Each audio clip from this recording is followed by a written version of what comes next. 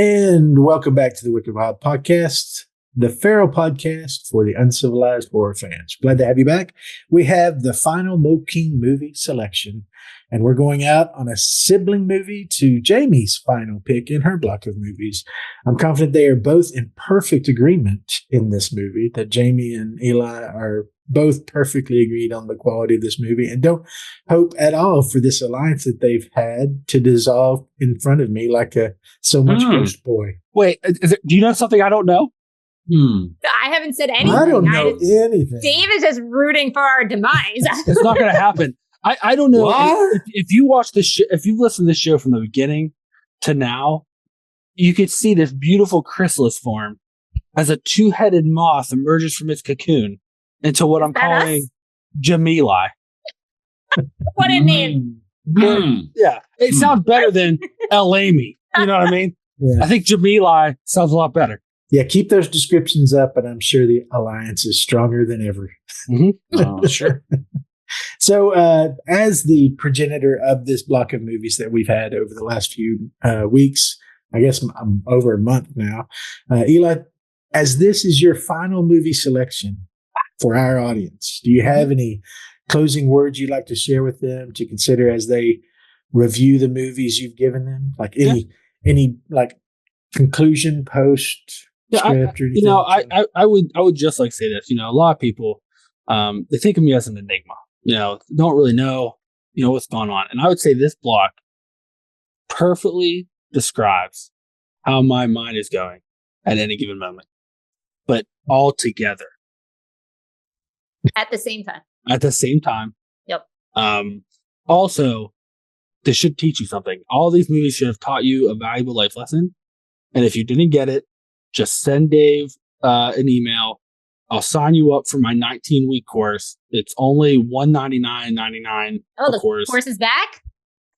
It's back. I'm bringing it back because I feel with everything going on in the world, there's just a lot of people that, they need a direction. And luckily for them, I have one. And the frustrating thing for me at this point is I can't even say that it's going to be a worse direction. Like, yeah, if we're rock bottom, any advice, even Eli advice, can't take you in a bad direction. Right? See what I mean? Listen, all I know is with all this deep cut fake AI stuff and everything going on, I'll be that blip of truth. Sure. In all the chaos. For a small fee. I'm going to move this truck along. Let me introduce you to Jamie, my buddy up in Jersey. How's it going, Jamie? Going good. So I've got a question you're going to love. You're not. Oh, no. So using only snack foods for description, what do you think that wooden leg smelled like? Ooh. Oh, God. Snack foods. What time of day? What is a gross smelling snack food? Well, hold on. Let's be some sort of cheese involved, right? Let's refine this question, Dave. Do you want to be one that, are you looking for a bad one, or do you want one that tastes good but smells bad? I want Jamie to tell me what she is. You know when any kind of maybe it's like a chip, especially the Tostitos, where they ferment. So when you go to open them, you think they might still be good. Chip. And then they have that weird smell. You're like, almost fermented. You don't even have to try it because when you open it, so you're like, these are not good anymore. These are not the droids I was looking for. I was hoping you'd say Funyun, because as soon as Dave asked a question, that's what I was thinking. Funyun. No, it's a fermented Tostito or whatever. Yes, I like it, and I hate it at the very same time. It's accurate. It's very accurate. It is accurate. And then we got John up in Detroit, my Michigan mate up here. We're both hanging in the state of the mittens. What's happening, everybody? So you're talking about Jaime and Carlito. I'm gonna stop this right now. Anybody during this review addresses you. That's the alliance. That's the name of the alliance. Sign off. Jamie, I would never call you any name you wouldn't want. Thank you, Eli. Hey, well, it's spelled the same. I don't understand. Yeah, I mean, it is the proper spelling. So, yeah. Oh, man. But John, if you were dropped off at an orphanage, Uh-huh. like in this situation, what would you have in your little treasure box, your personal treasure box at age 11? What would be in there? Oh, at 11. Okay. That changes things a bit. Yeah, I don't want to know about your teenage box, hidden box. Thanks. Yeah. Your chemically fabulous box at this point. would 11-year-old. yeah. Your 11-year-old box. That's a Campfire Tales episode for teenagers. Oh, man. Oh, that's a... Actually, you know what? Oh, so what can I guess... All right. Do I have a limit of what I can put in my box? No, it's your box. It can be whatever size you need. Oh, what were your okay. treasures at age 11? Oh, man. It would have been all the scary stories to tell in the dark. Nice. Definitely got to have all 4 Ninja Turtles and Shredder. Sweet. Like the action figures? Yeah, you got to have... You have to have those. Gotcha. And you're not going to tell anybody you got them. You're not sharing with all the plastic weapons. I mean, it's a full set, right? It's in. I mean, if you're going to the orphanage, you might be making your own at this point. You've been moving around a lot, but trying to think. I mean, if it were me, and I'd never had to do the truffle shuffle, thank God, but I definitely would probably had like a Butterfinger or some sort of candy in there for sure. Or emergency nerds. stove. Yeah. Actually, knowing me, I would have gone for nerds because they would be like more like they'd be better on the road. They wouldn't go wrong. Yeah. They won't melt. That's true. They're good traveling candy. That's a good point. They are. And I have to say, and it's all blame to Eli, but I have gotten mildly addicted to the whole gummy nerd situation. Didn't I tell you? Good. I can't eat them. They're good. Now, do they get stuck in your teeth? Or? No, vegan. They have gelatin in them. Yeah. I am at this point convinced, Dave, that it's not nerds stuck to them. It's crack rock. No, it's nerds. Because they are so... And the problem is, like, you open That's them... because nerds are delicious. So now you just added them to another... I don't. Oh, you're a crazy person. Themselves. Oh, you're a crazy person. Because nerds are amazing. Literally, we went to the theater. Nerds are little droplets from heaven in a box. And I bought a bag of them, and I'm like, it was a pretty big bag they had. And I was like, I'm only going to eat like half these. I'll take the rest home. And like, I'm watching you ate them all in like 10 minutes. I didn't even realize it. I just kept shoving them in my mouth. That's what she said. It's going to be that kind of night. Got him. And honestly, you get to the bottom of that bag, Eli, and you're like, am I going to die? Is my heart going to stop? This is a lot of sugar in this. I did that the other night with Chewy Sweet Tarts, so I feel it. At one point I did. I slowly did the stick my fingers in my neck. I'm like, can I check my pulse? You're fine. Well, on that note, before he does pass, I do want to give Eli a quick opportunity to give us a paranormal update. In a little section we call The Wicked Whispers. Well, there's a lot going on, people. I just can't physically stand how every time I do this, I'm like, there's got to be a slow week eventually. And no, there's not. Let's start in the AI front. AI, they're pretty sure, has reached the level of self-sentience now. For those of you going, well, what does that mean? It means it can start doing stuff on its own and of its own plans and accords. So they're looking at that because we have no fucking clue what any of that means, which is unfortunate, as you have these other companies who are giving them the ability to print themselves, which doesn't seem like a bad idea at all on paper. Also, a lot of companies who make deepfakes are now relying on this new AI, and they're finding that almost 60% of the videos that are being released on snippets on internet and Instagram are either deepfakes completely or partially. And people can't tell the difference, which not terrifying at all. So we are one step closer to the robots taking over, which is great. But that's not before you go to the alien news. Not to be undone. There's been more UFO sightings and on video in the last couple of months than there has been all year, which isn't terrifying. Military also, there's the news. Military also got another video that they haven't released to the public yet because it is, and I quote, concerning, which makes me want to go, what's the fuck that mean? It's a bar now. Don't even worry about it. What's the fuck that mean? It's concerning, okay? Why? Top men are concerned, okay? It's a bar now with pit vipers on. I would just like to say, if it turns out aliens are those spider aliens that one nut guy's been saying for years, I'm going to be really mad. I'm going to be really mad. Okay? Well, so that's going on, which is super unfortunate. So, we got concerning UFO news apparently coming out, which great. NASA is making, like, they already had one department. They're making another department to deal with the UFO situation. More information will come about that. So in all this political turmoil we live in, you now have all this stuff going on where they're just like, yeah, we're doing stuff. No one's really paying attention. So not concerning at all. Nope. Gotta love that. So that's happening. That's great. Cool. And then we go to the ocean front. Apparently there's been more sightings of what that satellite caught, what they're thinking is a very large shark-shaped creature. That they would be about the size of megalodons, which has reinforced people's idea that megalodons are back. So, Jason Statham, right? You better get that man a boat. We need you to do something for us here because we have no one else to rely on the waters. Which also doesn't help the fact that this has been a high year for shark attacks. Sweet. Not because sharks are becoming more aggressive.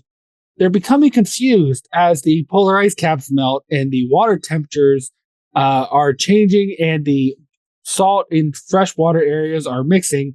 So now they're going to places they've never been before. So people don't know how to keep an eye out for them. Or maybe this megalodon that could be alive, maybe he's leading them.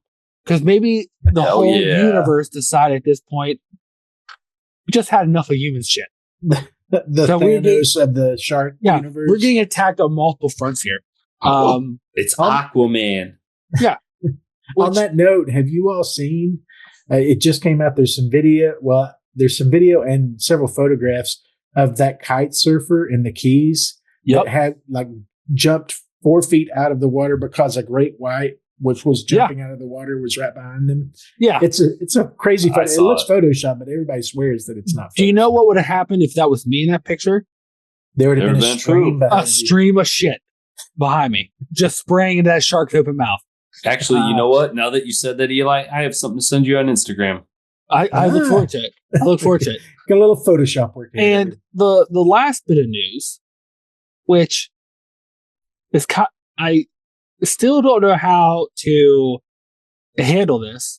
With the help of some AI and various mathematics and researchers who study string theory, which is the current scientific theory about how the universe is held together with strings of particles, blah, blah, blah, whatever.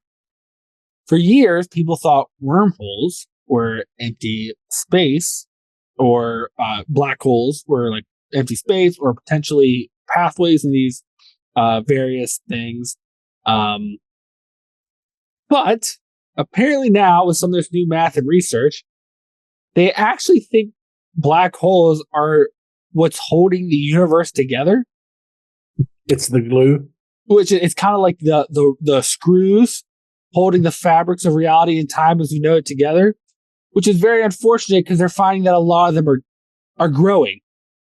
So they don't really know what that means.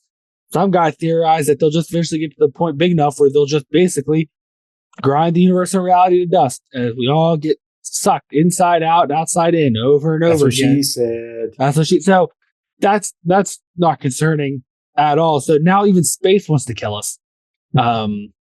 So that's where we're at in the world. I am now convinced more than ever that this is a multi-front fight against humanity, which, if I'm being honest, may have brought upon ourselves. And I think the real message here is to something we said earlier. After knowing all of this, Eli, I think we can all agree. If you want to eat a 1 pound bag of nerd gummies, why the hell not? I'm going to do it. There's this pizza place that I found near us. And they make the coal brick oven pizza. Love the char in that crust. I've eaten it 4 times this week because it's so good. And tomorrow at work, they're talking about ordering it again. They're like, do you really want it 5th time? And I'm like, if you knew what I knew. Yeah, I do. Yeah, there's no amount of pizzas that's going to fix this hole in me, but I'll try. I at some point this year, I know something, whatever it is, whatever it's going to be, something big will happen. Something big will happen. I think something. I mean, big stuff's already happened. But I mean, in either with AI or whatever, or maybe more pizza. Maybe, but at this point, I think so much has happened, and I'm seeing the bigger painting that's being drawn here. I don't even know if I'll react to it anymore. I'm a broken man. Aren't we all? Fair enough. Well, on that chipper note, we're going to get into our movie review for this evening. And as we do every time with our movie reviews, we're going to give our on-the-fly synopsis. That's where I ask one of my hosts a question, and they give an answer that's going to inform me on who has to give, without any notes or any foreknowledge, a quick synopsis of the movie we watched for this evening. And as it is his last movie of this block, obviously Eli gets to be my interviewer for the evening. And my question for you, Eli, is if you were being held at gunpoint and forced to, no way out, no Mole King strategery to get you out of it, but if you had to, which would you prefer to consume? Okay. Is it going to be some deformed baby rum? Okay. Or moldy ball of cheese that's been in some guy's pocket for days? Okay. Or a freshly harvested slug? Do I know what I know now about how things work? Sure. I'm not eating the slug because I don't want to spend my remaining hours shitting myself to death. So I'm not going to do that. Baby rum, baby soaked rum or cheese, moldy cheese out of a guy's pocket. So you don't even know how much of it is actually cheese. Right. Right. So gross. I feel like I'd have to go with the baby rum just because I'm hoping the alcohol at least it's antiseptic. has killed anything. Because I feel that one look at that ball of pocket cheese, I'm not going to like the color of it. And I'm not going to be entirely convinced it is cheese. You're not going to be happy either way. I'm not going to be happy either way, where at least with the rum, I know what's soaking in it. So I can hoping be it's like, dead. I'm just hoping that the alcohol content's so high that do we even know die. that it's alcohol? Yeah, they said yes, it is. It's like well, is it more than just regular? It's like preservative. It's like, isn't it? No, I don't know. Yeah, it's a hard rum. It's like a high alcohol. It's like a black powder rum. It's like a high APV, high octane rum. As you can already tell, the movie gripped and held my attention. So that's me. So I'm going to give the quick synopsis. You're the baby rum? Of course I am. Yeah, of course he is. The alcohol. Who was the pocket cheese? It was the pocket cheese. Wait, what were the other two choices? Pocket cheese. Pocket cheese. And the slug. Oh, who knows? Yeah, I don't know. I love cheese. It was Jamie. Jamie was the pocket cheese. And I was the slug, bro. You were the slug, my guy. All right. So the movie we watched this evening is Guillermo del Toro's, not his first movie, but his first big commercial movie that people were talking about, The Devil's Backbone. What you need to know about this movie is we are in the desolate northern area of Spain during the revolution, during their civil war. We've got a young boy named Carmen who is dropped off by two guys that we know he's not related to, but they knew his father apparently. That's all we know at the front of these two guys, but they come to an orphanage because literally they can't feed him anymore. Like they can't take care of him. They have no means. They're kind of desolate themselves. So they drop to give Carmen, not Carmen, Carlos, the best opportunity to survive. They drop him off at this orphanage that they know about. While he's there, he gets bullied. Obviously, he's the new guy. He gets picked on. There's one specific guy, Jaime, spelled Jaime, but Jaime is his he's the dominant of this group of boys. He's the designated bully who starts picking on him. They, through several different actions, they actually draw closer. They kind of find an equilibrium. I wouldn't even say they're friends, but they find a way to interrelate. They're coexisting, and there's mutual respect there. While at the same time, there's this revolution going on. Apparently, this orphanage, the managers or the people in charge of the orphanage are interconnected with the rebellion in some way because they're housing gold for these rebels, using it to buy food when they can, but mainly hiding it. But there's an older orphan who is now turned into, I don't know if he's a groundskeeper, but he's like labor for the orphanage. He wants to steal the gold, and he and his girlfriend Carmen can go exist and live a life. What you find out through the story is that there is also a ghost at the orphanage of a young boy who was killed by somebody. And we'll get into it here in a minute about who that is. But that's really all you need to know. We'll get into some more of the details, but that's the concept of this movie. It's really a small cast, one location ghost story. It's a classic. And really, if you know anything about Guillermo del Toro, this won't surprise you at all. But this is a Gothic tale. It's just set in the Spanish Civil War. Is that fair? Yeah. All right. Sound great to me. I'm just, people let me know, and people, I mean you guys, because people listening to this wouldn't. I've got some atmospheric thunder and storm behind me. So if you hear it at all, I'll mute my mic, but you shouldn't. Yeah, you're good. Like, yeah, I haven't heard anything. I'm going to bring the atmosphere to this. Yeah, bring the atmosphere. Don't mute. It's the haunted.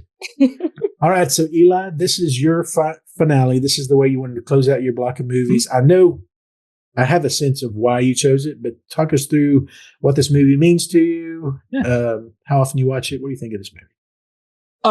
I like this movie a lot. I remember this one wasn't as big in the States as like Pan's Labyrinth, but it was part of that films that he did where he was kind of dealing with the Spanish Civil War. I like this movie a lot because it's just like he did Pan's Labyrinth. He takes these simple fairy tale type stories like this. This is a type of story like you would see as a kid. Like you take it down to the simplest forms. It's just a fairy tale, basically what it is. And he kind of put it in a darker context with all the tragedies associated with a war, and told it. And granted, this is not like I always tell people that ask they should watch it. This is not the scariest film you ever see. And once again, just like Pan's Labyrinth, it gets to a point where you have to decide, well, what is scarier? Is a ghost or people? Which I always like when they do stuff like that. It's always people. Yeah. Spoiler alert. Yeah. Del Toro definitely leans that way. Yeah. Sure. 100%. And like, this is one of the, and it's like this beautifully told tale. And I always tell people that, and I know some people complain that it can be dry, but I think a lot of times the folks that do that, they're watching this expecting a traditional cinematic ghost story. And that's not what this is. Which a lot of times back in the day, that's kind of what ghost stories were. They weren't, it wasn't like Insidious or they weren't 3-act screenplays, right? The Conjuring thing. They were ghost stories were always very simple, and like, so I really appreciate it. And I just feel like this movie, he gets a lot of praise for this film. I just think that it doesn't have as wide as an audience as something as Pan's Labyrinth. I think a lot of people don't even, in my experience, I've found a lot of people don't even realize this is a movie. A lot of people haven't seen it. So whenever I get the chance to like recommend this, I always do. So and when we were coming up with our list, Jamie said she hadn't saw it. And I was like, well, perfect. This will be a good movie. So I definitely saved what I think is the best and most beautiful for last. And if any of you disagree, you're wrong. But I just, this movie is so good. I didn't even know about it. I was, after Pan's Labyrinth, I rewatched Pan's Labyrinth one day and I want to see what other, films he did. And that's how I found this, and I watched it. I think this was years and years ago, but I watched it on a streaming service, totally blind, didn't really know what to expect. And I love this movie from, start to finish. Mm-hmm. Fair enough. All right, John, you're up. First watch. What do you think of Devil's Let's Backbone? do this. Yeah, first watch. Never seen it. Heard a lot about it.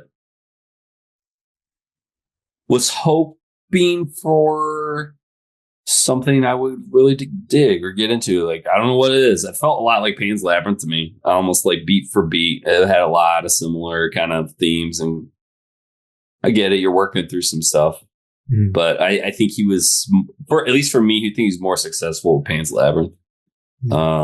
This was beautiful, well filmed, well done. Treats his audience like they have a brain. A lot of appreciation for that.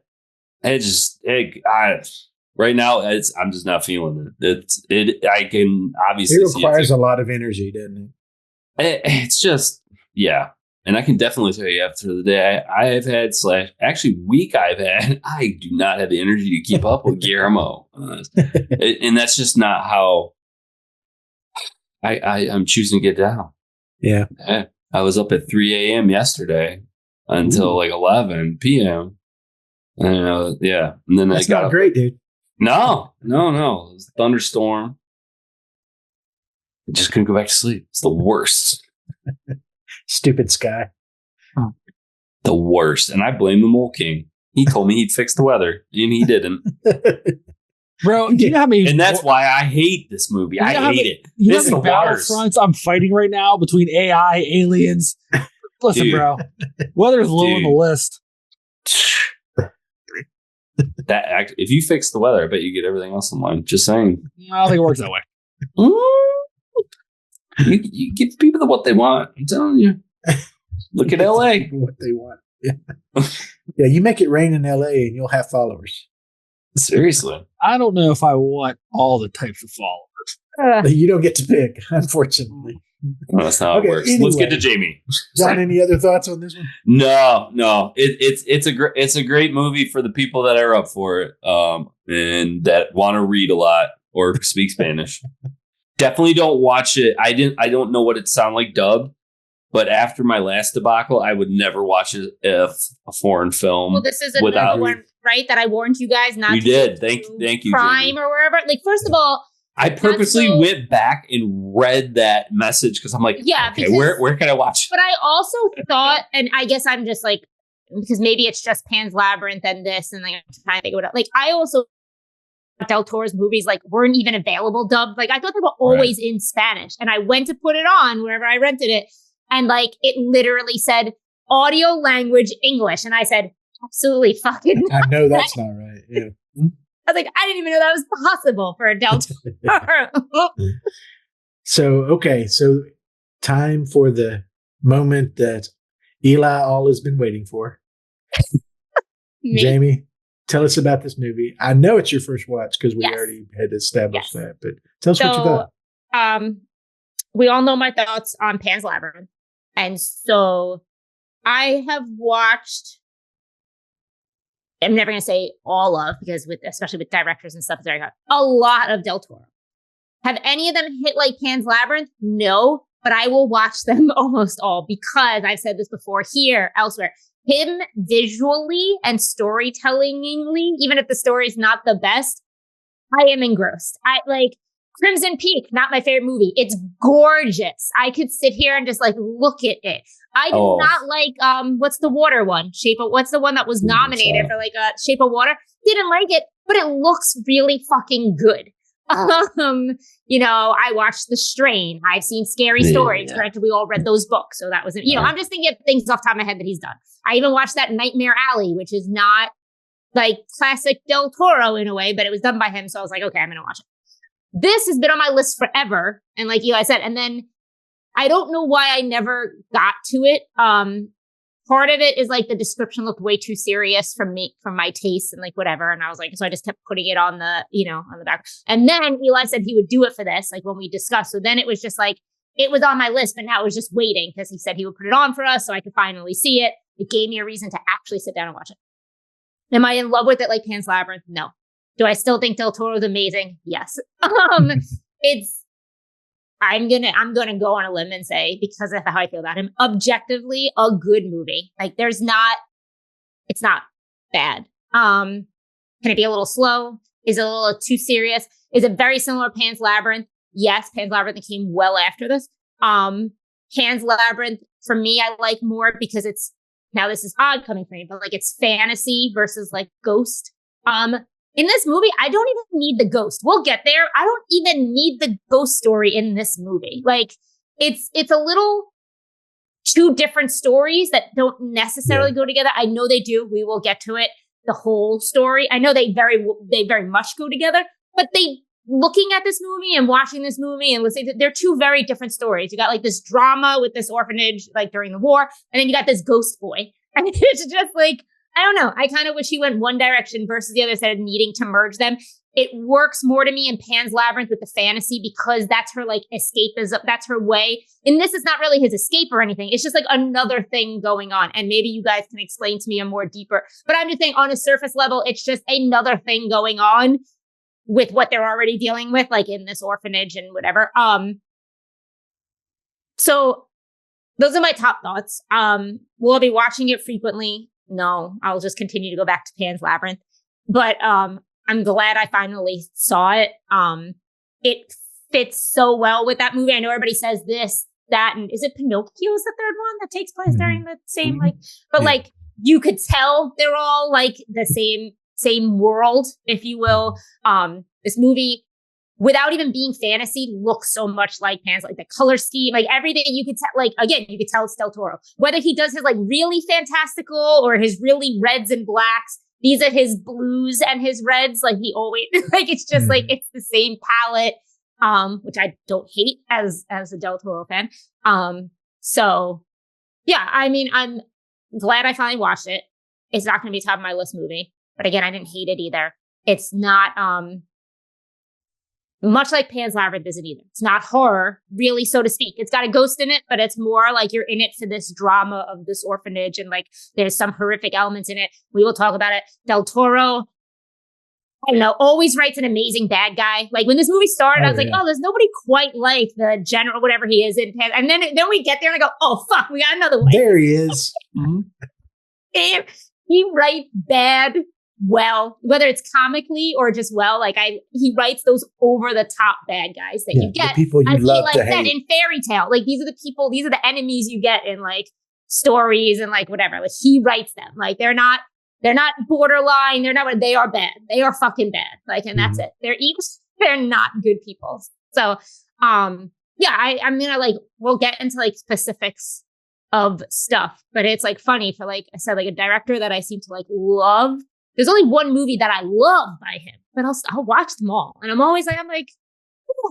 Yeah, and it's I never give him wasted more credit time, than right? I think. No, and I think I always give him more credit just because again, you could put some of his movies on mute and just put them on and just be like, well, and to then the you point can know you it's made, him too. You're like, that's him. That's totally Del Toro movie. and to the point you made earlier, you at least know there's going to be a quality level There is that you can expect. At the At least end of the I day, do. Yeah. It's going to be beautiful. There is that quality of, and even so, I think whether a movie from by him is not for me or whatever, I don't ever think it's either like the writing or necessarily even the story. There's just like something that might fall flat in some of them versus the other, or they're not. But it's just like, to me, like I can't even say any of them are ever bad that I've watched. You know, like I don't know. I don't think any of them are bad. They're just different levels, varying of whether I love them, think they're okay. You know, but so. I think he's fairly like consistent. I know people have opinions on him, but to me, I think he's fairly consistent with like what his name is associated with to a degree. Yeah. Well, yeah, and that's something that we had talked about. I can't remember what movie review it was, but he does take some liberties with his own brand recently. Yes. Like he puts from the world of. It's a little more often than he probably should. When he's in the directors and he's writing. I'm I guess that's too most of the ones so okay, that's enough for me. But so this is not my first watch. I had seen this, and very similar to what Eli had said, I was fully smitten with Pan's Labyrinth, so I went back into his back catalog, which if you loved that movie and you went and looked it up, this is the movie that he actually references in all the interviews. They are sibling movies. He's very upfront about that. It's the exact same time period. It's the exact same universe. Like these, in his mind, these two events are happening at the same time in the same place, generally, like in the same universe at least. So, which is very interesting to think about as you look at this movie, because they are very different, but to your point, Jamie, but you can totally see that they are they are probably happening at the same time. Yeah. In two one's different this places. little girl story and one's this little boy story. Yeah. And this is how they're both going. But to this one, unlike Pan's Labyrinth, I don't watch it very often, and there's several reasons for that. The main one is it is slow. I know that it's a slow movie. To the point you made, John, it is something. It's something that you have to be in a specific mindset for to really get anything out of. If you're looking for a popcorn movie, this ain't it, bruh. I mean, this is no. This is one of those. If I was at Jamie's house right now with a thunderstorm outside and I'd had a bad week and I was going to just kind of veg out and like get myself mentally out of reality, this would be a good movie to throw on. The pacing. Oh, hell yeah, dude. Really, really. Just have the thunder in the back. But this movie is really beautiful. And I'm in full agreement with all of y'all. Del Toro at least brings that to the party every single time. Consistently, I know I'm going to get a gorgeous film. My eyes are going to be feasting on a really cool universe. And this is no different. And to the credit, this is the movie that kind of set that tone. Like he kind of set his visual vocabulary and language with this movie. And to do that so early on in your career and still have it consistently connect, like even after seeing things like, Pacific Rim and Pan's Labyrinth, all these big, huge effects, visual, Hellboy, all of those. If you look back at this, you can tell it's the same guy. Like his fingerprints are throughout all of those movies, just the kinds of shots he does and how intricate the backgrounds are and how much symbolism is in every frame of every. I mean, if you look frame by frame, there's almost sort of a Kubrick thing going on with what Del Toro's doing. Everything means something. Everything in the background, all the tools, the colors. In Pan's Labyrinth, we talked about it. The fact that the villain in that was always in a room that looked like the inside of a watch, that was by design. Time, watches, time and space are things that are very physical. He uses those very literally. I think even in Hellboy, isn't the big bad assassin in that? He's a clockwork man, right? So time is always a big thing for him. But they're just beautiful movies, and I love being in his universe. I just love being in his world. This is a movie that got people to really start paying attention to him. So I think it has value just in that being the first edition of the Del Toro universe. His style is very identifiable. Like I said, one of my favorite movie representations of a ghost. This is top shelf because I'm a gothic ghost story guy. Like I am Lord Byron, Mary Shelley, gothic horror literature guy. And that's exactly what, in my mind, the kind of ghost that I see, that it's as much physical as it is like spiritual. The ghost is like, it actually takes a physical form, and that physical form shifts in and out of the reality of, or how tangible it is, how tactile it is, which I love. And it's so much more effective to me than the see-through spirits or the sheeted gobbledygools that the Western movies do. That, like, his visual representation of ghost is very evocative to me. I like that Jaime had an actual character arc, because if this was a Western movie, he would just be bully number one. Like throughout the movie, he would just be bully number one. The fact that he has an arc, like literally he starts off and it's obvious that he's the baddie. Like he is mean-spirited, he's violent, he's evil. And literally we get to see that character make the decision throughout the movie of, I'm not going to take that path.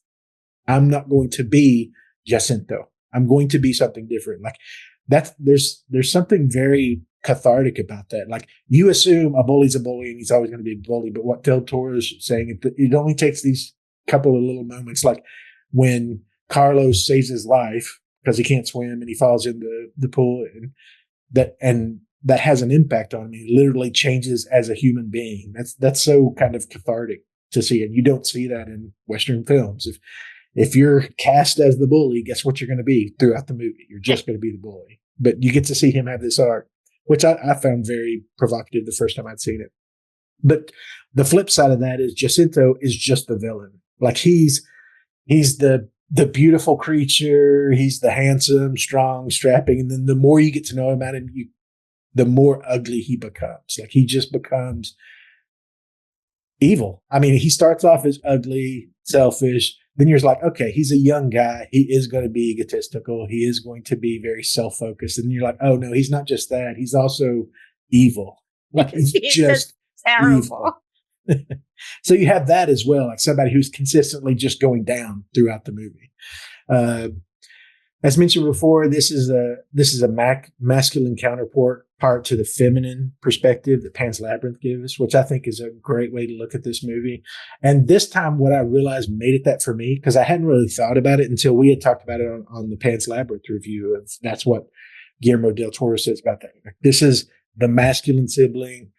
Pan's Labyrinth is a feminine sibling of the same universe. But what I realized that meant to me, and again, honestly, it's the reason Pan's Labyrinth is the one I gravitate towards, is because Ophelia was always hopeful. Like throughout that movie, she always was hopeful. She was hoping to better her situation, save her mom, get back to the kingdom, be the princess, have this escape to a place, as you put it, Jamie. I mean, it's absolute escapism, but she was always hopeful. She always wanted things to improve. In this, Carlos is not hopeful at all. Like he genuinely is put in a situation that is awful and he's just surviving. Like he's just reacting to his circumstance. He's not hopeful. He's not trying to make a plan to improve. He's not even trying to escape. He has just accepted, I just have to survive, which is such a dark thing. But the more you think about it, that is what a boy does compared to what a girl does in a really bad situation. A boy just wants to get through it, where a girl builds herself. And again, I think I'm just gendering them as concepts of story of these two characters, but she was so hopeful. And that's why what happens in that movie is so heavy and it's so tragic. But I don't have that same weight on this side with my main character, with Carlos. He's just the analog that I am following the story through. You know what I'm saying? Yep. So anyway, those are my big things. The only other thing I'd say is I friggin' loved the Mastodon hunt climactic scene, like that they tied that to the story, and I thought that was fantastic. That was cool. Anyway, he's great. Yeah, you made a good point. I gravitate, towards this one a little bit more than I do Pan's Labyrinth, because what's crazy, like to your point, he does this thing where both stories are bleak, but you have Pan's Labyrinth where she's like, either she's creating this world or this world exists, and the ending isn't happy, depending on which view you look at. No way it's happy. It's not. Whether it was real or not real, but whatever. But this, he has none of that, and arguably this could be a happy ending. But then when you think about it, you're like, but is it though? Because he's been through so much. Now what do they do? He's just, well, even that, but like he had no hope before it. Mm-hmm. He'll have no hope now. He is literally just moving from point A to point B. Yeah. And that's why, like, because I know some people are like, well, Ghost, what part the Ghost plays in this?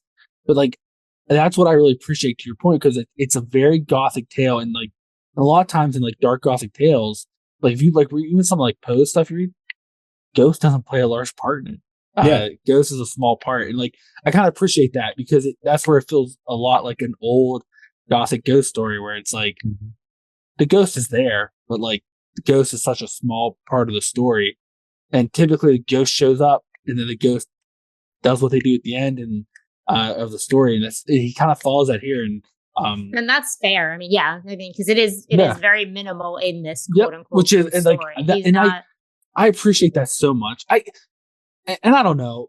I've sat on my pedestal on this show before, and I've been like, I just wish horror would do something different, or I just wish there's like so much stuff they can take from it. So like a lot of times because I get frustrated when people make what they call gothic horror, but it's not. Like they don't, and like you can take your own twist, your own turn with it, but like gothic horror is scary for a reason. Like me not seeing that ghost a lot, or not knowing that ghost there, like that has a heaviness to it. And I feel like a lot of times, like when you get like this new stuff, they kind of take that heaviness away.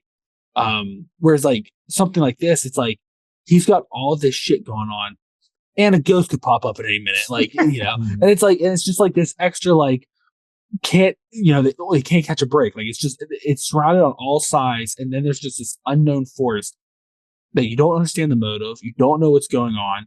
Some points you think it might be bad. Some points you think, well, maybe hold on, maybe it's helping them. You're not sure. It just shows up sometimes, and it's just like this. It's almost like Jaws, where like you're this deep blue sea, and like sharks out there somewhere. Mm-hmm. But the ghost doesn't do anything in this, really. Right.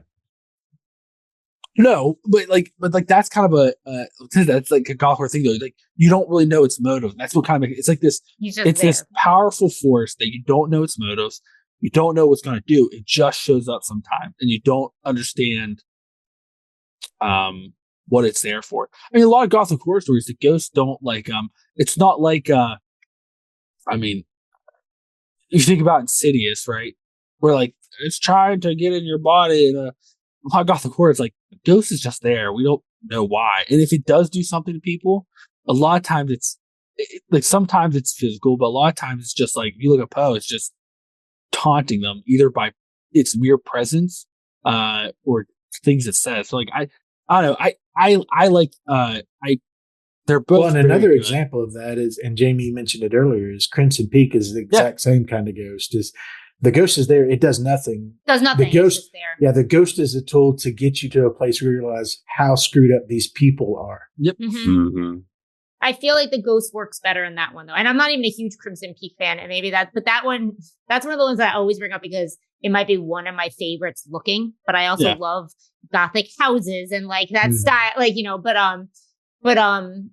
yeah, I guess in this, I just had wished either the ghost did more or didn't exist. You know what I'm trying to say? And I don't mean more as in, Eli, please, I do, like, believe me, I don't want an Insidious or a Conjuring or any of those. I'm totally fine with the ghost existing like he did. I like the way he looked. Like that is all, like, that all works. But it's like, I guess I either wanted more of it. Like, I'd forget he was even in it, which again, I guess but it's just like, he doesn't even need to necessarily do more, but maybe show up more or be in the background more or just like, for that ever present ominous, like, or whatever, like just show me him in the background or just in more things where you feel a little bit of that, like he's there, but what is he doing? Right. Because he wasn't there enough for me. It didn't hit when he was there because I was like, oh shit, there's this guy again. Right. Which I get, but I think, and I made the same argument with Pan's Labyrinth is, Del Toro almost puts this like Shakespearean, like fate versus destiny. Like there's this like arc in a lot of his stories about if it's fate or if it's destiny, and a lot of times like Shakespeare used ghosts a lot of times to do that, and they did nothing there but to be an influencer, an influence into whether you would consider fate or destiny, and that's where I think he used this ghost here, which because like if you look like you thought. Like when you first watch it, you think it's going to be the fate of these children. There's a fucking ghost, but then you are at the end, like, whereas the opposite with Pan's Labyrinth, but in this it ended up being destiny. Where at the end of Pan's Labyrinth, I feel it wasn't destiny; it was fate. So I don't know. I like those nuances. I like when they do that. I just he does it so well. Brought that up too. It reminded me that I forgot. I thought I had this in my notes. I apparently don't. But this movie. This came first, but this movie similarly starts the same way as Pan's Labyrinth. Mm-hmm. Like we see the end, not the end, sorry. In Pan's Labyrinth, you see the end result and you work your way backwards and like you get there and whatever, right? Like, yeah, it starts with her breathing and then the blood goes into her. And this you see the inside. This you see though, incident. Like what the incident and then like you come back, you kind of come back. Yes, inside, I guess I was thinking differently. You don't see the same thing, but you come back to it, I guess, in a way that like you get like at the end of it. You get the rest of the story. Yeah. So honestly, I would like to see. Felt like it did. If Del Toro, if you're listening, I know you are. Obviously, I would like to see your take on some Shakespeare stories. Like make kind of horror, like your style, like horror version of Shakespeare stories. I like what he's doing. Keep doing you. Well, keep doing you. But I'm just saying, if you ever feel like, hey, I want to try my hand, tell. If he made a Hamlet with the ghosts in it. Oh. I literally, when I said that, I was thinking Hamlet. It was like the one I was saying, like, I'd eat me up some Del Toro Hamlet. That almost sounds like an omelet at Denny's is what that almost sounds like. I'd go for a Denny's. We don't have them anymore. Lucky you. That's some good 3 o'clock food right there. Oh, I would love a Waffle House more though. Oh, Waffle House, so good. But you know what, though, Jamie? All that matters is you didn't hate it, and the alliance continues stronger than ever. Obviously. Did anybody else though call Jacinto Spanish Zachary Quinto, or was that just me? No. Or but if I see you it now. Spanish Eli Roth, it's like either Eli one. Roth. That's exactly what I was about to say. He was 100% the Bear Jew, Eli Roth. Like that's who I saw when I saw him. That's so funny. I kept thinking, I always think like he looks like somebody. I can never put my finger on it, but now I'll never be able to not see him as Eli Roth's dark Spanish doppelganger for the rest of my life. We haven't, although I don't think it's not like this movie isn't like twisty. It's kind of predictable. Nope. Like who Hey, did I got you covering the truth of lies here. But anybody listening, spoiler alert, we're about to talk about the ending. Yeah, because wait, I want to say a joke about the ending, but so like, do we want to get to? It's like, so like, you want me just to say the ending? The ending, spoiler alert, is that Jacinto, who is now turned evil in this movie, killed the kid, right, in the past. Santi, right? Isn't that the kid's name? Who was Jaime's like best friend. Jaime was there for it, which is why like he's a little bit fucked. And that's the kid that won't talk. Yeah. Right. Yeah. What? He's not that he turned evil. He was always evil because he was always trying. Jacinto was always trying to get the gold. Oh, sorry. I mean, in the movie though, as you're watching him, like he seems to go from okay to pure evil. Is what I meant. Like what I meant is after watching the movie, he just gets eviler and eviler. Yes, he was always a pretty shitty person. Plus, then I didn't really follow like his orphan. I came from the orphanage, but like these pictures she had of him and things like that, I wasn't really following like whether he was like a shit kid also or like whatever. I don't know. Jacinto, I'm talking about. Yeah. But so that's like all there really is. If we're going to talk about it, is just that he is the one who killed the child, which is kind of once you start to see how he really is, it's kind of predictable that Jacinto killed this child. But once you see him attack the other kid, like scream at the other kids, it's like, yeah. But to your point, I do think that Del Toro does intentionally kind of line up Jaime and Jacinto. Like Jacinto is the path that Jaime was going to go on. Yeah. If fate and destiny.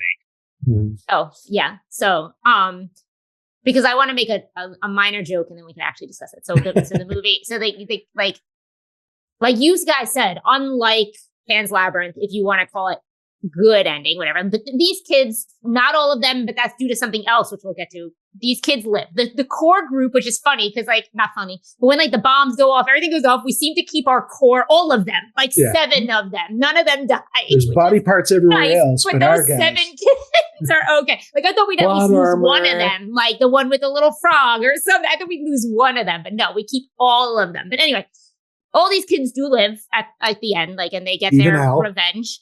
Yes, Owl. That's the one I thought we were going to lose. They live and they get their revenge on Jacinto, and he goes into the water. Now, I just say, because the moment that happens, Jacinto goes in the water, it is the same ending. And when I say ending, I mean shot as What Lies Beneath. Now, I don't know if people have seen What Lies Beneath as much as I have with Michelle Pfeiffer and Harrison Ford. Yeah. But the ghost of the person you killed kind of grabbing you and bringing you to the bottom is the exact same ending of What Lies Beneath. I hadn't thought about that. Which came first? What Lies Beneath, I think. Okay. That was in the 90s. Yeah, I think it's a 90s movie. And this is 2001. Yeah, that was a creepy one. I'm going to look. I could see him paying like homage to that movie. But isn't that hilarious that of all the movies in the world, like, I don't know, What Lies Beneath, I'm sitting there and I just go, oh, only 1 year earlier. So he may not have even seen it. Like, it could have been fair play. Oh. They literally came out a year apart with the same goddamn closing scene, like closing shot of the villain or whatever. That's crazy. I was up though. I was just like, holy shit. Yeah. Well, and the funny thing is, in this one, and this is early on in Del Toro's career. He's going to craft more into a storyteller. Not that he's not in this, but my point that I'm getting to is that once Jacinto finally gets the safe open and gets access, and he's flipping out that the gold's not in there, and then he finds the gold in her leg, and then he starts stuffing in his pockets and strapping the sack to his belt. We know what's going to happen. Oh yeah, Like we spent so much time watching him stuff his pants with gold. Like, oh, weigh himself down. I know where you're headed, dude. And I actually like, because typically I hate when they're like, everybody survives. Yeah, but like in this case I do, because like them surviving wasn't a win. Like, no, they're fucked. They're like in a bad situation. They lost all the other kids. There's no vehicle, no adults. Yeah, they got no money. But like, even if there was, like, there's no hope for them. It is time for their orphans. Like, what, they're going to go to another orphanage? That's probably not going to be great. Or they're going to be on the streets. Like, where like the bleak contrast from like Ophelia, where like you're rooting for like she's got to save her sister. Oh, she's got to save herself. Like, if you believe in this world around her, she's going to be the fairy queen, or even if you don't, like, oh, she's going to get away and potentially be happy and be safe. And where this, like, you're like, oh, they all lived, and you're like, but now what? Are they? Yeah. Like they have no hope throughout the whole thing. Like, it's just like, it's Monday. Like it's the best way to. That was like the first thing I noted when I finished. Was like, well, now what? Like they got nothing. They're like, now what? It's Monday. So like they're still effed either way. That bleak contrast. Like like I said, even though early on, like his ability, and like it's not the case for all of his movies, but like when that man wants to write, like, do endings that like make you just like, you still don't feel good, because like even if you, once again, like even with Hands Up, if you believe that all that stuff was real, like you'd be like, oh well, she's the fairy queen now, but like you don't feel that way. Mm-hmm. You're just like, wow. And then in this, even though you get the ending where everyone lives, you're still like, okay.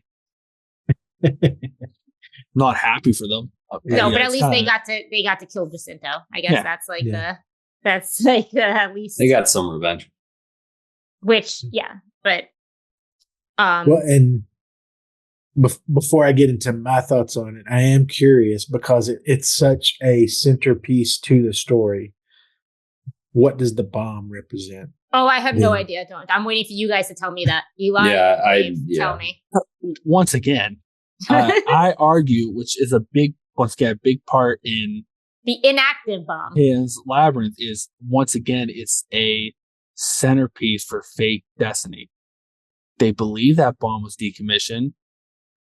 So, but is it their fate that something's going to happen and it's going to go off? Like they're living, which is also another analogy for like Jacinto once he kind of realize what piece of shit he is.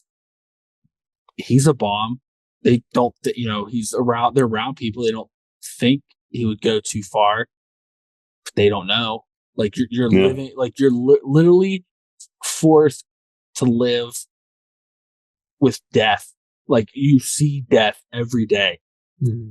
And it's like, once again, it's like, and what he does so good with all these layers, because like it's a metaphor for a war. If you're living through a war, you know the war's there, it's all around you. So every day it's like, well, I'm supposed to be safe where I'm at, but am I? Then you have like Jacinto and his shenanigans. It's a very like just a if you, it's like having the Grim Reaper like show up in the background, like you see some Gothic horror or someone always see like the Reaper or like a Hellhound or something. Like it's there. Also, and like you have to confront it every day. Question: the day it fell is the day that Santi died. No, right? Isn't that part of the story? Because they said they originally thought he disappeared because of or whatever. Like it fell and he ran away or something. That was one of their explanations. But so it fell the day he died, right? Yeah.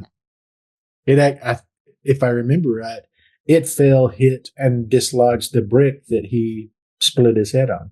Yeah, like when he fell back, the brick was there. Because of the bomb. Oh, really? Okay. Fate and destiny. Del Toro. Oh my god! Listen, Del Toro. I know you're listening. Okay. Yeah, he's definitely. I know you're listening. Just make a Shakespeare movie. Just one. Mm-hmm. Tell him on Twitter. He replies to like a lot of things. I don't have Twitter. Oh fuck! You want me to tell him for you? Yeah, you tell me. Tell him the Mole King is issuing a formal request. When we release this episode, Dave and I will retweet him or whatever. We'll tweet at him and ask him. Listen, and then send a smoke signal to Eli for your reply. Well, as Eli has referenced, Del Toro is one of our Patreon members. I'll just reach out to him. Yeah, please do. And if you could, he doesn't have to. I would gladly be a PA, even if just get him coffee on that set. Yeah. So here's my thoughts on the bomb, because I spent a lot of time thinking about it, because like we talked with The Shining and what Kubrick does, nothing's an accident. And not only is this not an accident, it's like literally something that he continues to come back and reference. So I know it's important. So I put a lot of time and thought in it. Here's where I landed on it. And I want your else feedback on this. Obviously this is a device that is purpose built to do one thing, to destroy. Like it does this one thing, and then it's dropped here and it doesn't do that. It has all this potential destruction, but it doesn't do that. But where it lands is in the middle of an orphanage, like a place that is supposed to be a sanctuary, a place where kids are put to keep them safe and to provide for them and protect them. And literally these kids are having to live with this device, like this constant reminder of their situation, like how bleak their situation is. Not only they don't have parents, they don't have futures, their country's at war, they're probably going to starve to death. They're all full. I mean, as 11-year-olds, they're fully aware of that.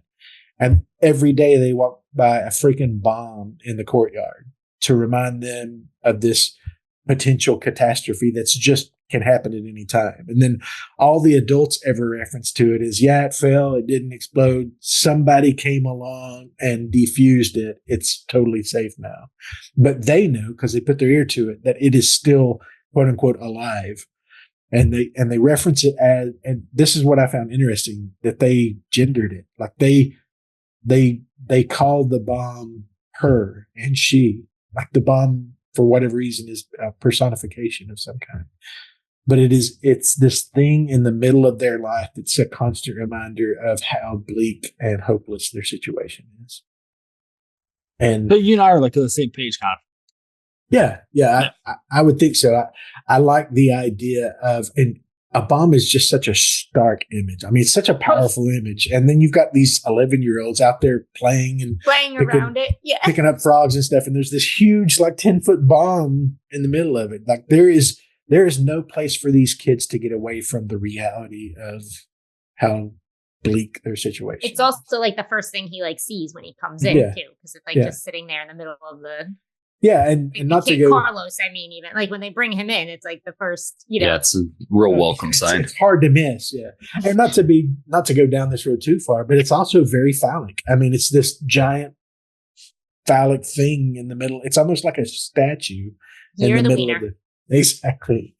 But the fact, and I found it interesting, and I couldn't make out why, because I'm too dim to get it, but why it had to be gendered. Like he gave it a personification as a female entity, and even gave it a scarf that waved in the wind and stuff. And then it was literally the thing that led him to the gate. Like the scarf flies off the bomb and it leads him out to discover what's about to happen.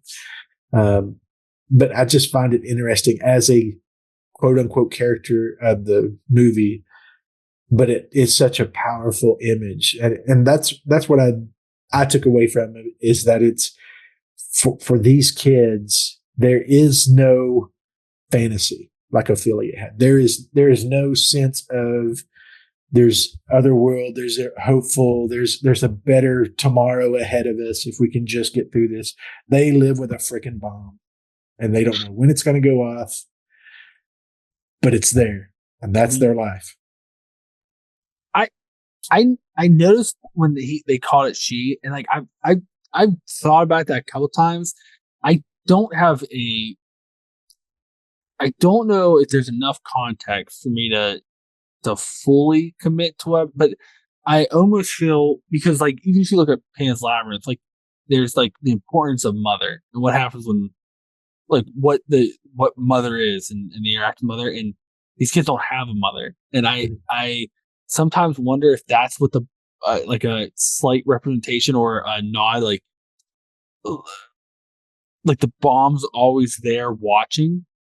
Well, it's also a womb. I mean, because the infant is something that is shown to. I mean, the opening credits is an infant, and then you've got the Devil's Backbone infant in the rum, and literally they put their ear to it and they hear it moving. So it is a womb of some kind too. So like it's I almost feel like it's a commentary on mother. I just don't. I don't know, because it's not as.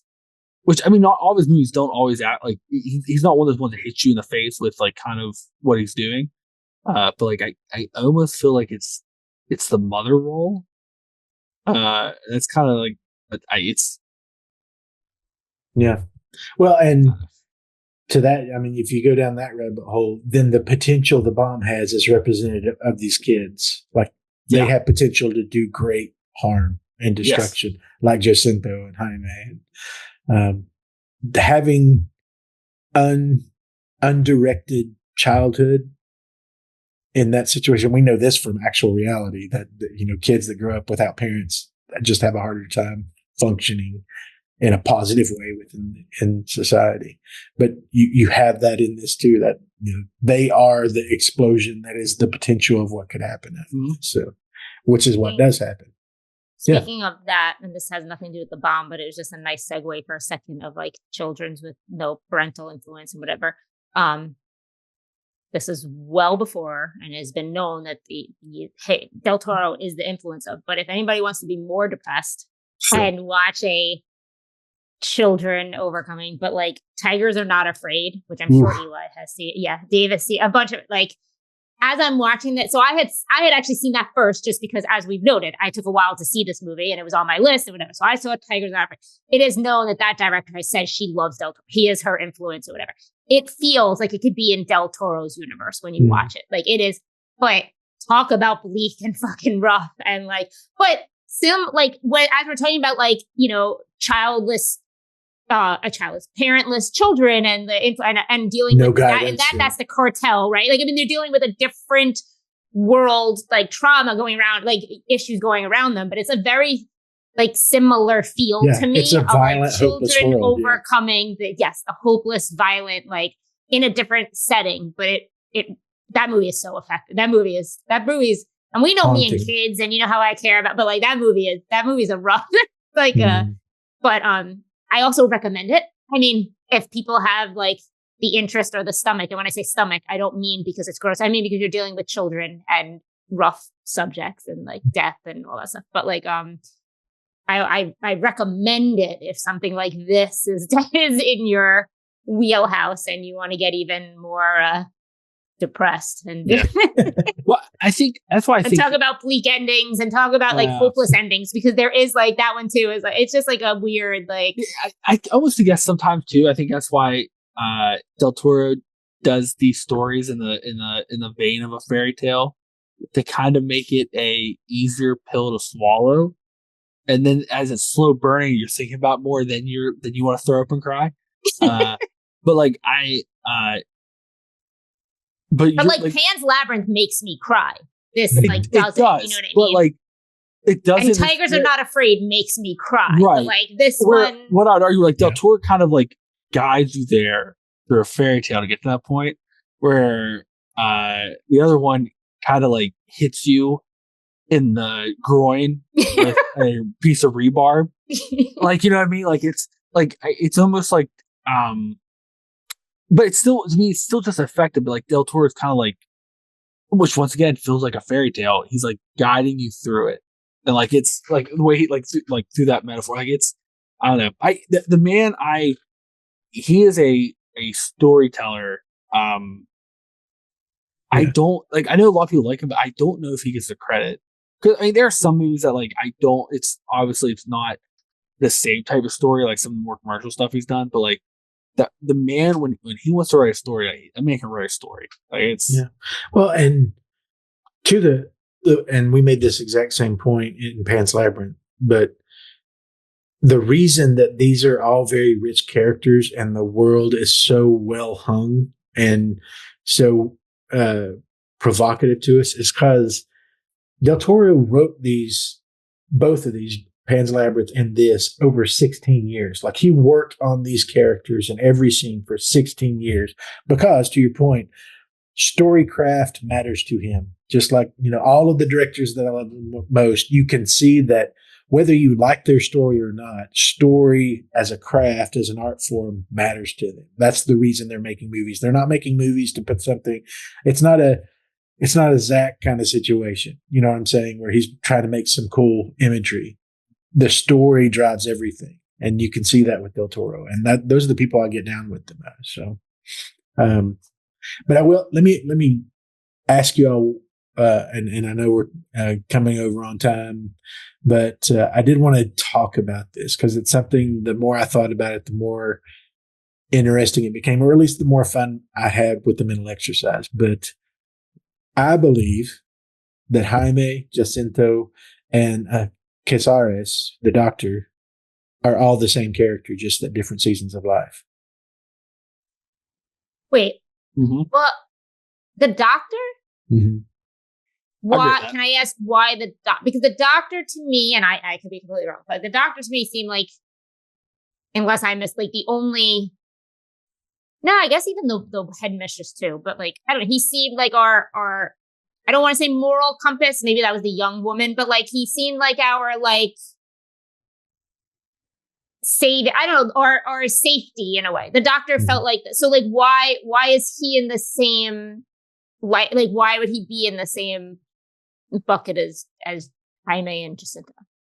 Well, in my thought, yeah. We know that the doctor, just because of the stories he told with Carlos, he came from an orphan I don't remember. background. Okay, all right. I kind of don't remember his backstory, but we know that he was a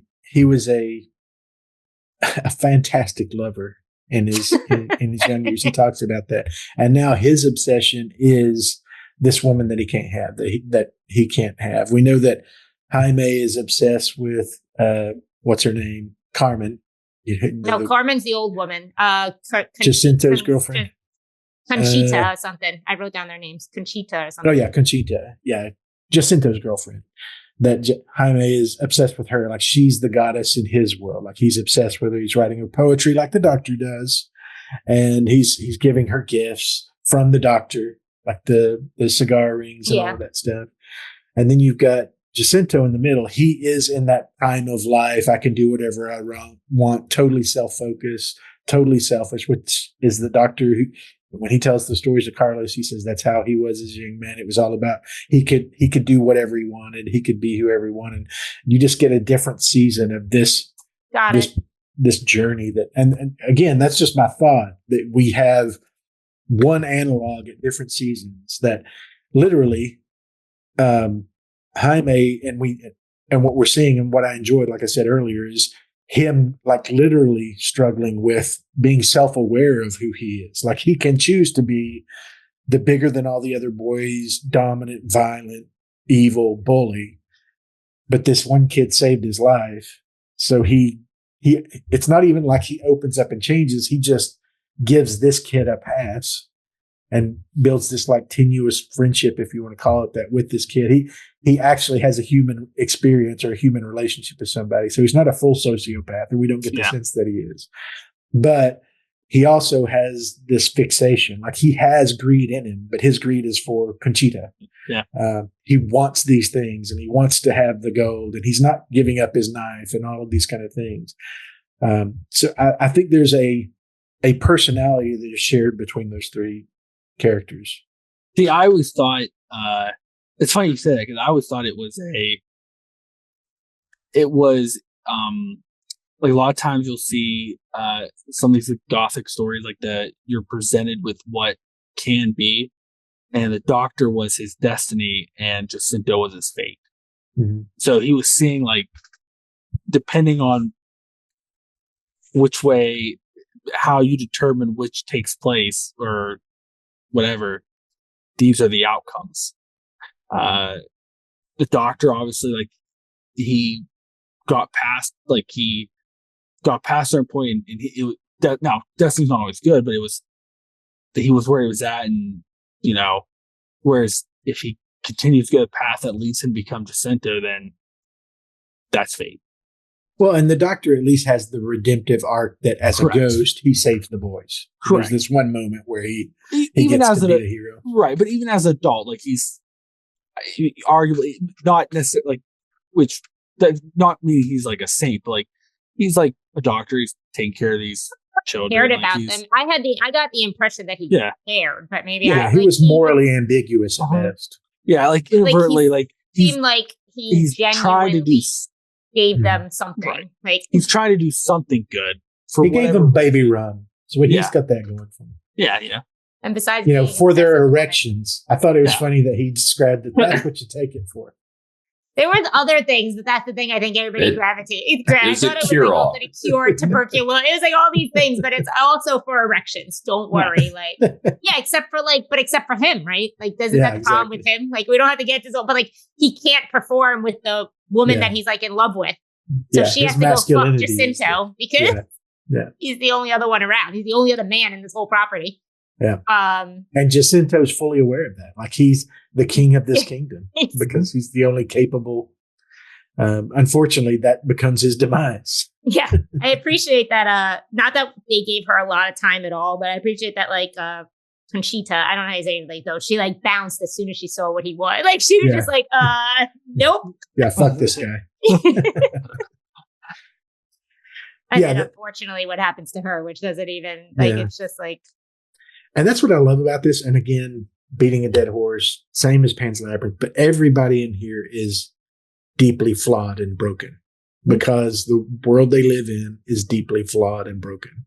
So they are literal characters in this universe that nobody is getting out alive in one piece. Nobody's coming out of this and going and starring in a rom-com next week. But this is a rough world and that's the hard part of all of this. Cause obviously Del Toro, he's from Central Mexico.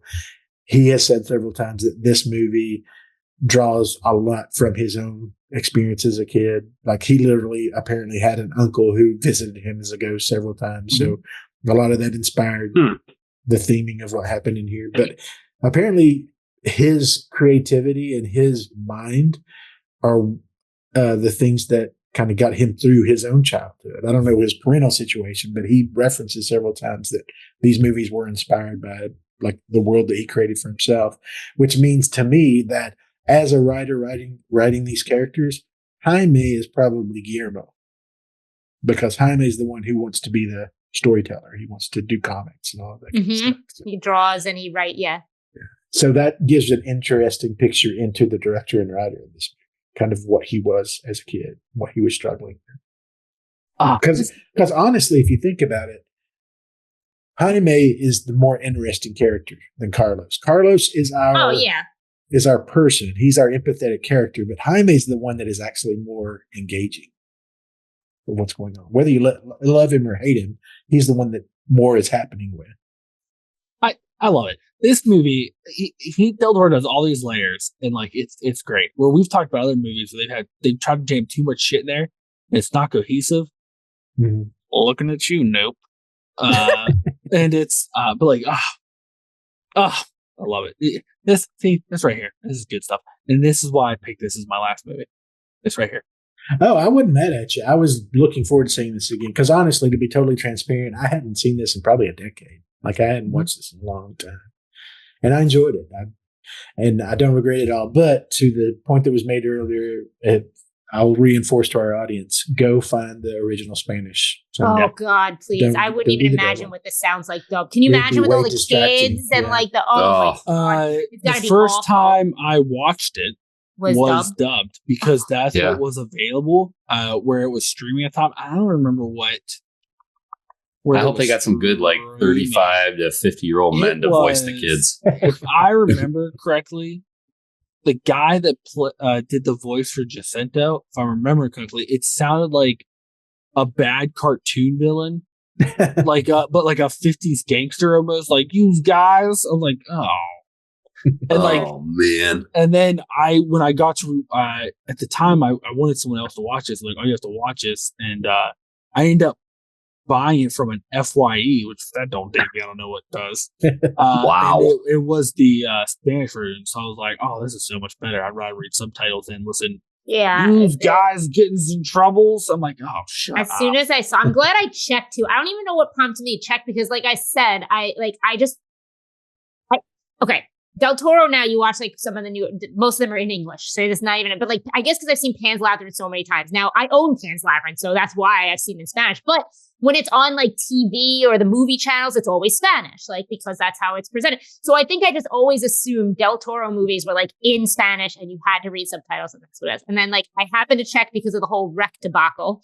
And I just happened to read the audio and I was just like, you've got to be fucking kidding me. So I only went to those 2 streaming things, but if anybody wants to rent it, do not go near Prime, but Apple TV or whatever. That's where I rented it. Man. The OG. Yeah. That is in Spanish. Bezos, pro dub everything. I just could not believe that. Like, I was just like, are you kidding me with another one? The other thing too, like, it feels like, I guess you could argue that the more popular the director is, then you would put it in English. But to me, I was thinking the more he's so popular for being like we know Del Toro that like there's no way this is going to be dubbed. Like it's Del Toro, like and it was.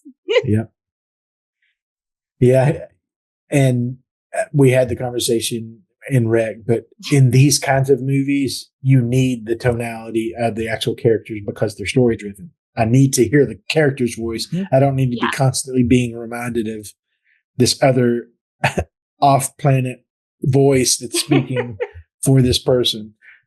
I don't care that I may not pick up every word that is said, but I can pick up enough in the subtitle that I can follow the story. Because the story is visual to start with. So 100%. Because like the I don't know what it is either about some of these stuff. Like it's like some of the emotion's not there. Where like when you watch it in Spanish, like, you might not understand the language. I know, but it's like they're like, oh, you know, you watch somebody die, you react to like, okay, they're like, ah, you're like, what? It's like terrible. We're like, you know, with this, like you can see a lot of like the emotion and like, and like you can like pull on your heartstrings, or that sometimes with dub, it's like you're giggling because you're like, what the shit? What was that? Were they even watching this when they made those lines, or did someone just put? No, I think someone just put text on a page and said, read this, and then they just like dub it. That's how they good enough put it in. Crazy. So correct me if I'm wrong, but I think this is the only Del Toro movie from this point on that doesn't have either Ron Perlman or Doug Jones in it, doesn't it? Like this is the only one that doesn't have either one. It does not have Doug Jones or Ron Perlman. Yeah, that is correct. I think either one or both of them had been in every other movie that he's made after this. But, and sometimes together. Yeah, exactly. That's when you know it's a good movie. Mm-hmm. Hellboy. Is that only Hellboy? Yeah, right? Del Toro's Hellboy is my Hellboy. My only Hellboy. I agree. Both of them. I think they were both good. Oh, both the first one's better, but they're both great. Oh, for sure. I wish he got to make a third one. No, we can't have that. I know. Instead, they're like, let's give it to Hopper and make a 9-hour-long, boring-ass movie. Well, honestly, do you think, I mean, to the point we made earlier, Del Toro is a story-driven guy. Do you think he has any interest in making a third Hellboy? He did. He was trying to get it off the ground for a while. And the studio's like, no. I guess 2 didn't do as great in the theaters as they needed, and then because that was a effects-heavy movie. Right. And then when they announced the third one, he got all excited. They're like, we're going to do different. And then he even wanted to be involved. They're like, no. And then we got that piece of shit. Mm-hmm. And then there's a new one coming out. Yeah, there is. That looks, I watched the trailer and it looked so bad. I think my asshole fell out. Wow. Because I was in such shock. You need you some baby rub. That'll fix you right up. That's what they say. Just dip my butt, just dip my butt in it. But I just that's not what I was saying at all. Right into the jar. Right into the jar. You know, Del Toro, when he did the first one, he like read the comics and he liked them a lot. And he really likes Hellboy. And I was watching a thing with I was watching a thing the other day and Perlman was talking about it. He's like, he still wants to do it, but I don't think they're going to let him. Because I think Perlman has become his Bruce, right? Oh, for sure. That's his Bruce Campbell. For sure. Hey, listen, you say what you want about Ron Perlman, but that man, if you ever watch Sons of Anarchy, That man can act. I tell you, when he I'm really not. shone was Season of the Witch. I mean, that's when he really came into his own as a character actor. He did not bro up at all in that movie. Season of the Witch. Season of the Witch I just look at is him an and go, unparalleled paycheck, right? Like, that was a success of humanity. Yeah. pure A paycheck. feast for the eyes. Pure paycheck. And mind. It's a real thinker. A feast if you want to feast on rat poison mixed with diarrhea. Some of that Golden pocket Corral. cheese. What does Del Toro have coming up that we're excited? Is there like is there good something that question. we know? I'm trying to look really quickly at like upcoming on IMDb, but like I'm just saying, is there anything like out like right now that it's like Del Toro's new? Like I think the latest thing is his Netflix series, right? Yeah, and I only watched a couple of those, and never the Cabinet of Curiosities or whatever. That he hosts. Upcoming. He is in pre-production for Scary Stories to Tell in the Dark 2. Oh, great. Okay. A movie that's in pre-production called The Buried Giant. I keep forgetting he did Blade 2. I need to watch that again. You know what? I actually like Blade 2 a lot. I do too. I just haven't watched it. And also, he is doing, which I'm actually kind of excited about this. He will be doing a Mary Shelley's Frankenstein. I just saw that, but he's doing the screenplay. He's not directing it. He is directing and writing. Oh, he is? Yep. Yeah. Oh, that's kind of exciting. Yeah, like that actually could, if he follows. That's right up his alley. Gothic. Yeah, that could be really good. Like of all those horror, it's going to be gorgeous, like we said those earlier. monsters. For sure. Oh, absolutely. Especially Doug Jones. You know, Doug Jones is going to be his Frankenstein. I don't know. Or Frankenstein's monster. He's too skinny. I don't know. He might be. That may be the way he goes because he likes those dead corpse looking. See, I'm thinking Igor. Oh, you think he'd be the Igor? I think Del Toro, knowing just what I've seen, I think he's gonna want that classic, like the book Frankenstein look, which is like this just Hulk Hogan of multiple parts of the man. But I bet you Doug Jones will be like Igor, or he will be one of the failed original attempts. That was in the book. Oh, I mean, I can see. You know what? Could be Frankenstein. I'll take Del Toro. I'll be there either way, no question. Oh, for sure. Now, Del Toro, Ron Perlman obviously is going to be a grave robber, right? Like I think that's a safe assumption. But who's this Frankenstein going to be? I don't know. It could be Why couldn't it be Ron Perlman? Ron Perlman has the facial features to. Wait, hasn't he said this? Wait. I feel like this was already. Wait. Give me one. Sorry, one second, people. This is important. Wait, do you think? I thought he said who he. I thought. Hold on, I'll look. Maybe not. Let's see here. I don't think they've done any casting yet. Oh, yes, Jacob Elordi or whatever.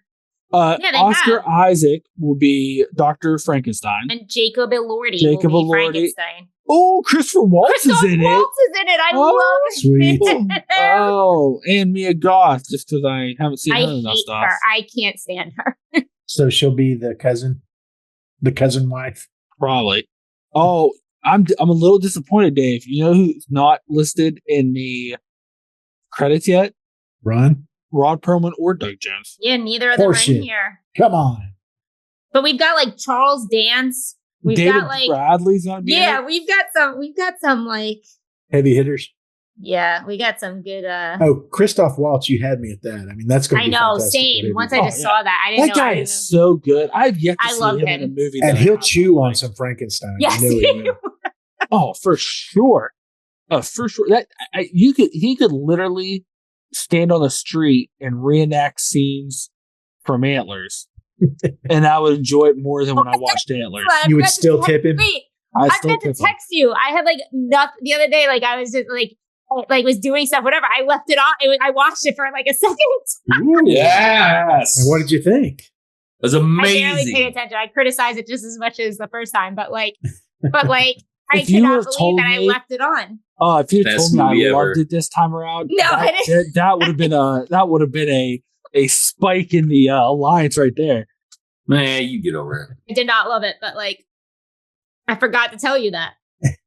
I never thought I would put that movie on again, but it was like the only thing on, and I wasn't like watching. You know what I'm trying to say? Like I was either like napping, I don't know, but like it's just there. like, but like, yeah, it wasn't but like honestly, I wanted to actively watch it, but yeah. But honestly, Jamie, you know that you kept it on just for the mental memories of how much Eli would be screaming at you while you watched it. Just partly was the fact that I could do this. I mean, come on. I still, you know what though? I may have found my new antlers or this year's antler. Long legs. Yes. I know. I knew you were gonna. That's this year's antler. I talked to your wife all about it this morning. They had me in the first third. And then just pooped all over you. I was so mad. It's probably why I ate a whole bag of nerd gummies to put myself in a diabetic coma so I have to finish Make your heart stop. Yeah. Oh God. All right. It sounds like we're done with I was like, we'll set an episode to talk long legs. If y'all are gonna talk that, Eli and I have to do some bonus episodes. Like one is long legs, one is like there was something else we spent forever talking about once after recording, but like the new Evil Dead. It was Evil Dead Rise.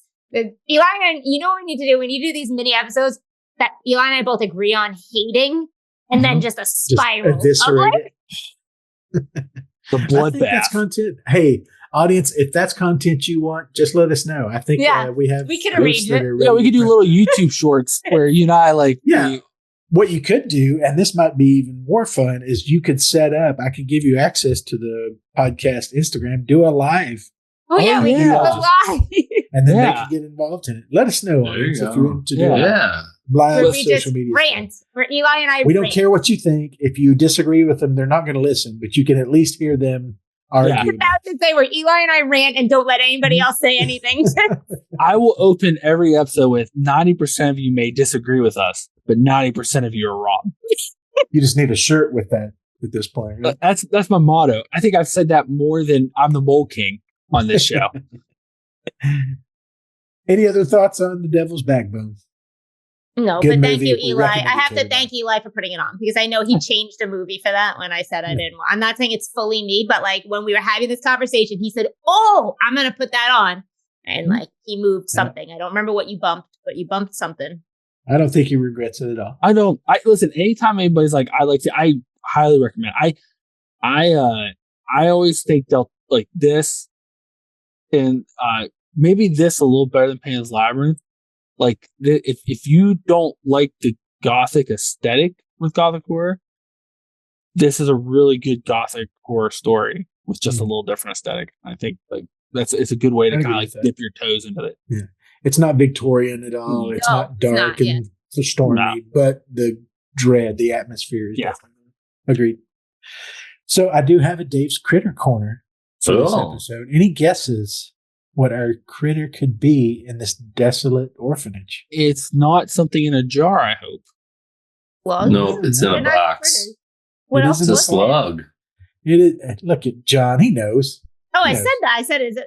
It's the slug. It is the Spanish slug, or Arion vulgaris, as it is known to the scientists, considered the most destructive pest in all of Europe. I thought you said disgusting pest. And I was like, It is pretty gross, but apparently it's a real problem throughout Europe. Okay. It can grow to be up to 6 inches long, which is a pretty stout slug. Hey, we've got a Spanish slug now showing up on screen. Oh, wait, that's Bruce. What's up, Bruce? Fresh awake from his nap. Now I'm looking at Ash, waiting for him to come over. But please tell us about the slug, because we're ready to buy dogs now. So the Spanish slug is believed to have originated in northern Spain, obviously. That's where it's expected to come from. Found in most every European country at this point through international trade commerce, as their eggs and young can be found in the leaves of many vegetables that are traded throughout the European continent. And then I got this fact, and I had to go double check this on several different sites. These slugs eat birds. Mm-hmm. And it is just the most sad, disgusting, horrifying thing in the world. Because what they do is they crawl in the nests and they eat the fledgling birds that can't fly. Like literally over the matter of weeks, they'll slowly digest the outside skins and then the muscles. Of these like the most horrific way to die. Don't go look that up, but they do. They I'm not. find the nest, and the parents abandon the nest because they can't get the slugs out, and then the slug and the babies are just stuck in there. Which, if you think about it, is freaking brilliant that they were used in this movie. Like that they are part of this situation. Like these kids are stuck in a nest that they can't get out of, and they're just slowly going to be consumed by what's going on. It's y'all are playing 4D chess, and I came and played friggin' checkers, man. I'm doing the nope thing. Sorry, but it did. No, you're good. I saw that, but I knew it was jam packed, but I'm just like, I'm not there today. Yeah, and not to go too far into the cap, but and Jamie's going to hate this, but like I said, it's a problem throughout Europe. But they literally find baby birds that have been found that have leapt out of the nest. They have chosen to just dive out of the nest and die rather than be eaten alive by these slugs. And they'll be missing wings, or they'll be missing part of their flesh from one side. It's hellish. This is awful. These are awful. In Europe, people call them flesh-eating slugs. Like it's like they're no joke. It's a common thing to have slug pellets in your house, and you just throw them all around so they don't get anywhere near your they like I said, it's like one of the biggest pests. It's a big agricultural problem. They also eat all the native slugs in a nation, because they're bigger than all of them, but they eat all of the slugs and they eat all the cultivated crops. They're just voracious. They just eat. They just consume. That's what they do. Again, love the symbologies. I see you, Del Toro, and I love you. He's playing on a different level, man. And the best news, though, I mean, obviously to leave out on a positive note on our critter, the prevention and control is pretty much impossible. So there's nothing anybody can do about it. They're just going to do what they do. That's why salt doesn't do anything? No, you're thinking of a snail. Oh. Slug pellets are a lie, my friends. They don't work. Can we use a hammer? You could, but that's real gross. That's going to be a long life, though. Yeah. Millions of these. But I love the idea of the slug pellet and Eli coming out, having sprinkled some in his garden, and a slug just has one hanging out of his mouth while it flips him off. Yeah. Son of a bitch. Now I think it's Parks and Rec, but it's a nonsense scene, but it's important. It's like one of those where Leslie, whatever, I think it's Parks and Rec. It's got to be someone who wants to help people. But some woman complains about a slug problem, so she whatever she figures out, and then the woman goes, "I didn't want to get rid of all the slugs. I want to get rid of some." Yeah, that sounds like Parks and Rec. It's like the end of the episode or whatever, and Leslie's just like. So that's the Spanish slug, a nightmare on Earth. Apparently, I saw nightmares of this thing. TikTok once of a guy in England who they managed to get in his yard. He was trying to go for some kind of garden award. And they got in there, and his wife filmed him just out with a golf club. I don't think he was aiming at anything. just going ham. Swinging for his life. Surprised he didn't get a weed whacker out. Once again, bro, I'm trying to get sprayed with slug juice. So, Eli, what are we following up this slugfest of a movie with on Campfire Tales? I don't have any idea. I do. I have it. I have it written down here. Just give me 1 second. I please hold for a little behind the scenes look or into the world here. My life is on fire at the moment. Crazy busy, and I forgot what you're doing. I forgot what I was He's doing. Not vamping at all right now. He knows. He's just giving you the information you need before he gives you the information. And Bruce John and I are just playing with dogs right now. Bruce is typing it up for you, Eli. Just give him a few minutes. You know what? It's going to be a surprise because my Wicked Wild file keeps crashing where I wrote all that stuff down. So it's going to be a surprise, everybody. I bet it's ghost related. If I was going to guess, I would say it was ghost related. Do you want me to look at our document or did you change it? No, we're going to be talking about one of America's famous ghost stories. Okay. We're going to be talking about the Amityville Horror. Wow, we've never discussed that? No. Nice. Wow. But that's more of like a possession. We discussed it as a part of the warrant. Yeah. But we're going to take a deep dive because, you know, I was trying to think, what it would be like if we look in the States, what would be, because we don't really have a lot of good gothic like type No, ghosts. yeah. But we do have Amityville. We do. And everybody's favorite couple, including Jamie's, The makes a big Warrens. appearance. The Warrens show up. Unfortunately, Those Jamie, assholes. we will not be talking about Annabelle. Thank God. So you don't have to worry about her cursing you anymore. Fair enough. I saw online someone was selling their bottle of Annabelle whiskey. I thought you were about to say their body. The Annabelle's body. They're selling Annabelle's body. No, their whiskey that they soaked her in or whatever. But they're selling it for like $3,500 a bottle. So I'm not going to buy it for you. Soaked Annabelle in? So the people who are in the Warren Estate now in their Curse Museum, they made an Annabelle whiskey, and even that, which is weird considering they're like, you can't touch the dog because it'll kill you. You could put her in a. But they dipped her. Also, hold please, but she's really a Raggedy Ann or Andy, whatever. Correct. So she's material. So why would you put a cloth doll in alcohol? To make I never mind. I'll let you know a little theory of my own, Jamie. Is that true? I doubt that fucking doll was anywhere near that whiskey. Yeah.